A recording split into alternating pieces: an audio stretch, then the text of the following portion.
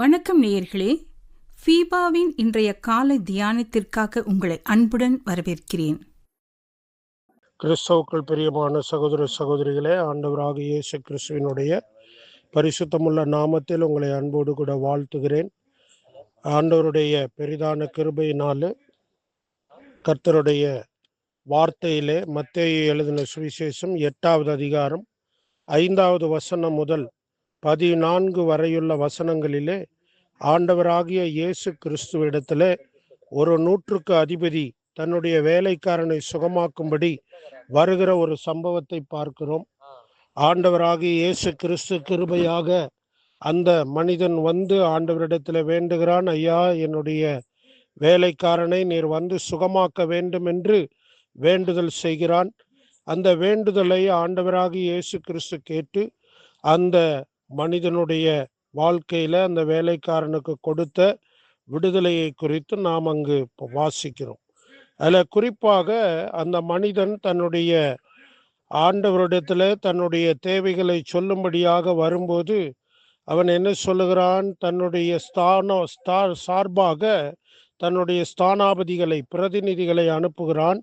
அனுப்பி, ஆண்டவரே, என்னுடைய வேலைக்காரன் சுகவீனமாய் இருக்கிறான், நீர் வந்து என்னுடைய வேலைக்காரனை சுகமாக்க வேண்டும் என்று வேண்டுதல் அனுப்புகிறான்.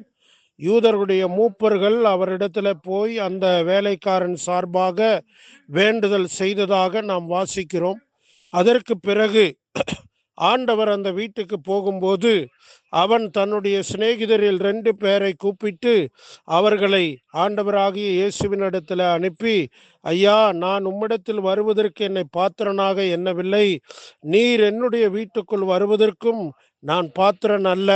ஆகவே நீங்க வருத்தப்படாம என்னுடைய வேலைக்காரனுக்கு இருக்கிற இடத்துல இருந்து ஒரே ஒரு வார்த்தை மாத்திரம் சொல்லும், அப்பொழுது அவன் சுகமாவான் என்று சொல்லி அவன் வேண்டுகிறதாக அந்த சிநேகிதர் வந்து சொல்லுகிறார்கள். அப்பொழுது ஆண்டவராகிய இயேசு கிறிஸ்து தமக்கு பின்னே செல்லுகிற மக்களை பார்த்து என்ன சொல்லுகிறார்? ஆண்டவர் இயேசு தனக்கு பின் செல்லுகிற இஸ்ரவேல் ஜனங்களை பார்த்து சொல்ற ஒரு முக்கியமான வார்த்தை, இஸ்ரவேலருக்குள்ளும் நான் இப்படிப்பட்ட ஒரு விசுவாசத்தை காணவில்லை என்று சொல்லி அந்த மனிதனுடைய விசுவாசத்தை பாராட்டுகிறதை நாம் வாசிக்கிறோம். பிரியமானவர்களே, அது மாத்திரமல்ல, ஆண்டவராகிய இயேசு கிறிஸ்துவினுடைய கிருபையின் நிமித்தமாக அவர் என்ன சொல்லுகிறார்? அந்த வேலைக்காரன் சுஸ்தமாகிவிட்டான் என்று சொல்லுகிறார். அதே போல அந்த ஆண்டவர் இயேசு சொன்ன அதே நேரத்தில் அந்த வேலைக்காரன் சுகமானான். பிரியமானவர்களே, இந்த இடத்துல 100க்கு அதிபதி ஆண்டவராகிய இயேசு தன்னுடைய வேலைக்காரனை சுகமாக்க வல்லவர் என்பதை அவன் பரிபூர்ணமாக தன் இருதயத்திலே விசுவாசித்ததை பார்க்கிறோம். 2வது, தேவனிடத்தில் வருவதற்கு தன்னை தகுதியுள்ளவனாக எண்ணவில்லை என்ற அந்த காரியம் ஒரு ரோம 100க்கு அதிபதியாக ஒரு பெரிய படைத்தலைவனாய் இருந்தும் கூட அவன் பெருமையுள்ளவனாய் இராமல் தாழ்மையுள்ளவனாக தன்னை தாழ்த்துகிறதை நாம் பார்க்கிறோம். அவனுக்குள்ளே விசுவாசம் இருந்தது, அவனுக்குள்ளே தாழ்மை இருந்தது.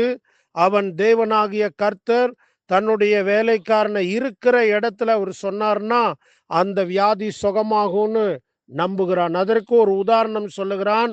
ஐயா, நான் ஒருவனை போ என்றால் போகிறான், ஒருவனை வா என்றால் வருகிறான், ஒருவனை இதை செய் என்றால் செய்கிறான் என்று தன்னுடைய வேலைக்காரன் மேல் தனக்குள்ள உத்தரவை, அதிகாரத்தை சொல்லுகிறான்.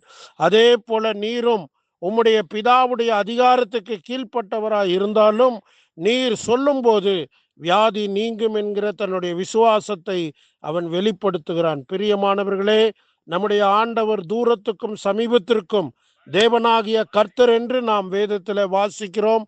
அந்த வார்த்தையை அவன் நம்பினதினாலே ஆண்டவராகிய இயேசு கிறிஸ்து அவனுக்கு ஒரு சுகத்தை கொடுத்தார், விடுதலையை பெற்றுக்கொண்டான். அந்த வேலைக்காரன் சுகமாகிவிட்டான். இதற்கு காரணம் அந்த 100க்கு அதிபதியுடைய உறுதியான விசுவாசம். இன்றைக்கு நீங்களும் நானும் ஆண்டவர் இயேசுவின் மீது வைத்துள்ள விசுவாசத்திலே எப்படி இருக்கிறோம் என்பதை யோசித்து பார்ப்போம். அதே போல ஆண்டவராகிய இயேசு கிறிஸ்து நமக்கு கொடுக்கிற விடுதலையின் மேல விசுவாசம் வைப்பது மட்டுமல்ல, தாழ்மையுள்ளவர்களாக தேவனுடைய நன்மைகளை பெற்றுக்கொள்ளுகிறோமா என்று ஆராய்ந்து பார்ப்போம். தேவன் தாமே நம் ஒவ்வொருவரையும் அளவில்லாமல் ஆசீர்வதிப்பாராக. ஆமென்.